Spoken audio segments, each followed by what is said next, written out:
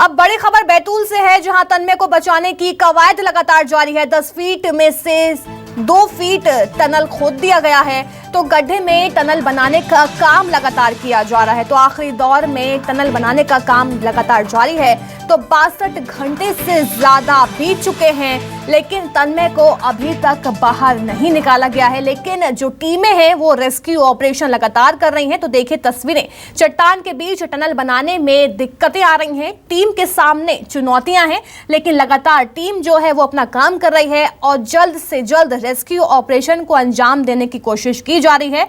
तो 62 घंटे से लगातार काम किया जा रहा है, टनल खोदने का काम भी किया जा रहा है, जिसके जरिए तन्मय को बाहर निकाला जाएगा। देखिए तस्वीरें, तो खुले बोरवेल में तन्मय गिरा था, जिसके बाद से काम जो है शुरू हो चुका है, लेकिन 62 घंटे बीत जाने के बाद भी तन्मय को बाहर नहीं निकाला गया है। लेकिन जो टीमें हैं, एनडीआरएफ की टीम, एसडीआरएफ की टीम, वो अपना लगातार काम कर रही हैं, जिसके चलते जल्द से जल्द तन्मय को बाहर निकाला जा सकता है। लेकिन तन्मय के लिए दुनिया भर से दुआएं की जा रही हैं। तन्मय को बचाने में प्रशासन अपना पुरजोर दम दिखाता हुआ नजर आ रहा है। तो सबसे बड़ी मुहिम, सबसे बड़ी कवरेज न्यूज़ 24 मध्य प्रदेश छत्तीसगढ़ पर देखिए किस तरह से टनल का काम किया जा रहा है और 62 घंटे बीत चुके हैं। तो खेलने के वक्त यह हादसा हुआ था जब तन्मय खुले बोरवेल में गिर गया था।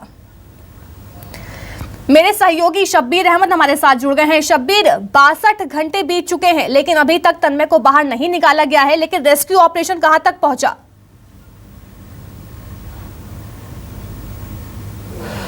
देखिए अलीशा, बात की जाए तो रेस्क्यू ऑपरेशन तेजी से चल रहा है, लेकिन प्रशासन की बात करें, एसडीआरएफ की बात करें, एनडीआरएफ की बात करें, सभी अपने प्रयास कर रहे हैं। लेकिन अभी तक जितने भी प्रयास किए गए वो नाकाफी साबित हो रहे हैं। और उसकी वजह यह है कि नीचे की तरफ जहां पर अभी इस वक्त सुरंग खोदी जा रही है, वहां का जो पत्थर काफी है, और वो भी पत्थर नाजुक पत्थर नहीं है, काफी हार्ड पत्थर हैं। और इसके साथ साथ बीच बीच में पानी का रिसाव भी देखने को मिल रहा है, और पानी के कारण भी रेस्क्यू कार्य में दिक्कतों का सामना करना पड़ रहा है। बीच बीच में पंप डाला जाता है, फिर पानी को बाहर निकाला जाता है, फिर रेस्क्यू को किया जाता है। अभी सुरंग की बात की जाए तो सुरंग में पहले बड़ी मशीन से ड्रिल किया जा रहा था। अब जैसे जैसे तन्मय के पास पहुंचा जा रहा है, उसके बाद अब छोटी मशीन से ड्रिल किया जाएगा। और ये कह सकते हैं कि जैसे और करीब 2 से 3 फीट बचेगा, तो उसके बाद मैन्युअली ही वहां पर सुरंग की जाएगी। तो ये कह सकते हैं कि अभी और वक्त लगेगा। एडीएम साहब इस वक्त मेरे साथ मौजूद हैं, उन्हीं से यहाँ का पूरी क्या स्थिति है ग्राउंड जीरो पर, उन्हीं से जान लेते हैं। सर, पिछले 2 दिन से ज्यादा समय हो गए, 62 घंटे हो चुके हैं, 2 घंटे 3 घंटे ऐसा लगता है बस हो जाएगा, लेकिन वो समय देखिए, जब डिगिंग स्टार्ट की गई थी तब शुरू में ऊपर मिट्टी आई थी। तो मिट्टी आने के बाद में उस समय तो स्पीड काफ़ी अच्छी रही, पर बाद में फिर पत्थर आए, उसके बाद में और हार्ड रॉक आई। उसके बाद भी जो हम लोग का बेस जो हम लोग को चाहिए था हॉरिजॉन्टल डिगिंग के लिए, सुरंग बनाने के लिए, 45 की फीट तक तो हम लोग आ चुके हैं, बेस हमने ले लिया है। उसके बाद में एक यहाँ पर लोकल जो लैंग्वेज में आड़े बोर की मशीन कहा जाता है, जो कि हॉरिजॉन्टली डिगिंग करती है। उस मशीन के द्वारा हार्ड रॉक को तोड़कर उसमें से रास्ता बनाने का प्रयास किया जा रहा है, क्योंकि तन्मय को बचाने के प्रयास में एक रेस्क्यू के जो हमारे एक्सपर्ट टीम है वो अंदर जाएगी, तो उनके लिए एक पर्याप्त जगह की आवश्यकता होगी।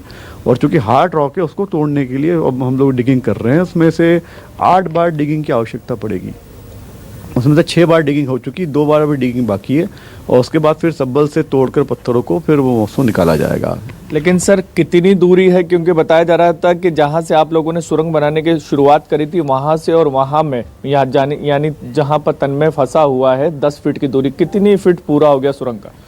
देखिए, जो लगभग 10 फीट ही मान के चले, मतलब आप, क्योंकि उसका क्या है, उसको समझाने, मैं जैसे आपको समझाने का प्रयास कर रहा हूँ, 3 बाय 3 का गाला की जरूरत पड़ेगी, और वो हार्ड रॉक भरा है वहाँ पर। तो उसको तोड़ने के लिए 8 बार वहाँ पर डिगिंग करना पड़ेगा। उसमें 6 बार डिगिंग हो गई है। 2 बार डिगिंग करते से ही वो पत्थर तोड़ने की स्थिति में आ जाएंगे, उसको सब्बल से तोड़ा जाएगा। यानी शब्बीर, उनसे पूछे जरा कि अभी तक तन्मय की मूवमेंट देखी गई है? नहीं, ऐसा नहीं कह सकते। मैंने जैसे आपको बताया, मैं फिर आपको बता रहा हूँ कि 8 बार डिगिंग की आवश्यकता है, उसमें से 6 बार हो चुकी है।